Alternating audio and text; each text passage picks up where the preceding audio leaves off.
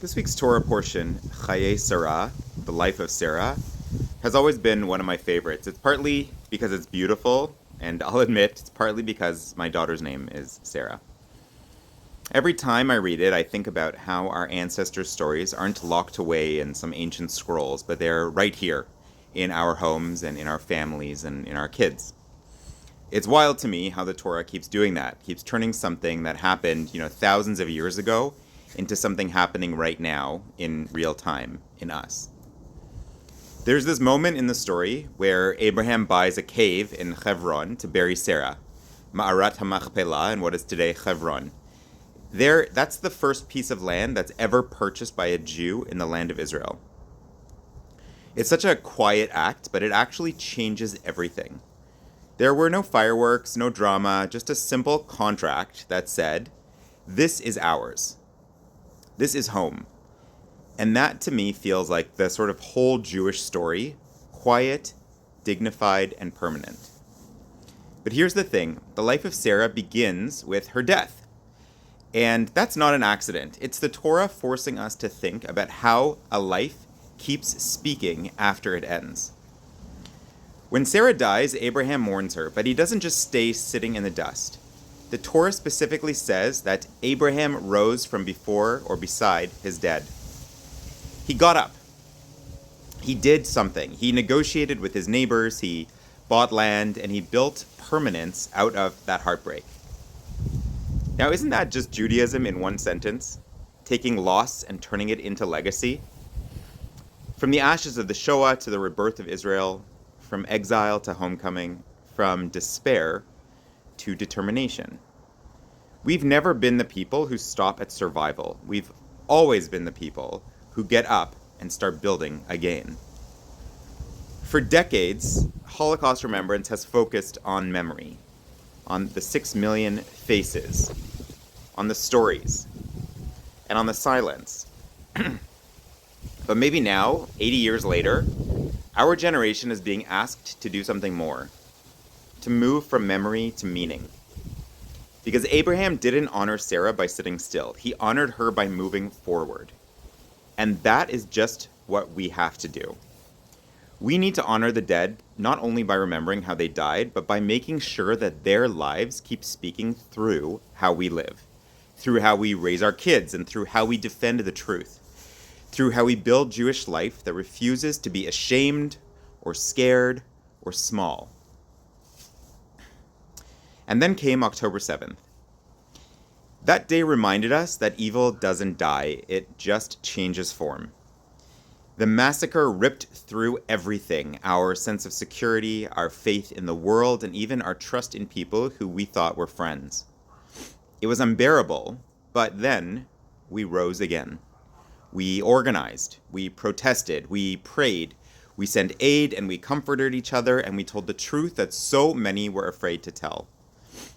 And somehow, through that horror, we rediscovered something old and precious. Our strength. Our capacity to walk and chew gum, to carry grief and purpose at the same time. And that is the story of Chayei Sarah in our time. It's not a story of death, but of legacy. It's the life that keeps speaking after death, and that isn't quiet. It insists on being heard. It speaks when a survivor builds a family. It speaks when a kid learns Hebrew in a free country. It speaks when someone puts on a Star of David and says, yeah, I'm proud, I'm Jewish, deal with it. It speaks when a parent names their child Sarah or David or Rebecca, because our names are our history and they are our hope. Now, at times like this, we always say never again. But never again can't just mean no more death. It has to mean forevermore life, forevermore schools, forevermore Torah, forevermore courage, forevermore laughter echoing through Jewish summer camps, and forevermore Hebrew or playgrounds, on playgrounds and on street corners. Forevermore Shabbat tables filled with noise and love and stubborn hope. Forevermore pride in the miracle that we're still here and still building. Now, Abraham's cave, Ma'arat HaMachpelah, wasn't just a burial site, but a beginning. It was the first down payment on eternity. He was saying then that even in death, we plant roots. Even in mourning, we build. And even when the world says that we're finished, we say that we're just getting started. And that same spirit drives us now. After the Holocaust, Jews rebuilt their lives from nothing. After October 7th, we're doing it again by rebuilding our confidence, our courage, our communities, and our connection to Israel. Every donation, every volunteer trip, every child who learns the Shema, that's us buying back our future, just like Abraham did. Continuity, though, isn't only about land, it's about identity. After the Shoah, Jews didn't just survive, they created. They painted again, and they wrote again, and they danced again, and they fell in love again. They sent their kids to Hebrew schools so they wouldn't just learn to live, they would learn to sing. That was rebellion. That was Jewish defiance. A loud, joyful, and unapologetic, you didn't win. And now, after October 7th, it's our turn.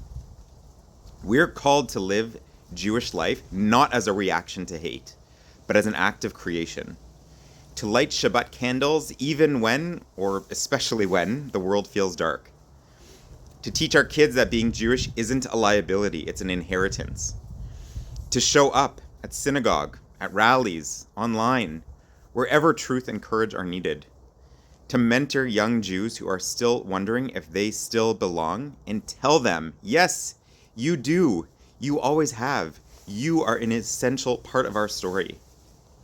And to give your time, your words, your financial and other support, because that's how we build together. Being Jewish has never just been about surviving. It's about renewing. It's about taking those broken tablets and carving the covenant once again, turning mourning into movement and grief into growth.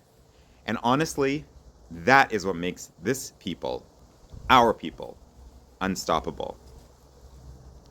Chayei Sarah, the life of Sarah, reminds us that a life is not measured by how it ends, by what it sets in motion. The 6 million Jews who were murdered in the Shoah, the ones we lost on and since October 7th, they live through us and through the choices that we make now, today. To live with purpose, to live Jewishly, to speak boldly, to rise again and again, just like Abraham did. So as we close out this week, let's just remember that our job isn't just to mourn, it's to build, to live in a way that makes their memory proud. Let our lives speak with theirs. Let our love of Israel, our faith, and our courage echo through every generation that follows. Because the Jewish story has never been about endings. It's the story of Chayei Sarah and the life that speaks after death. Shabbat Shalom.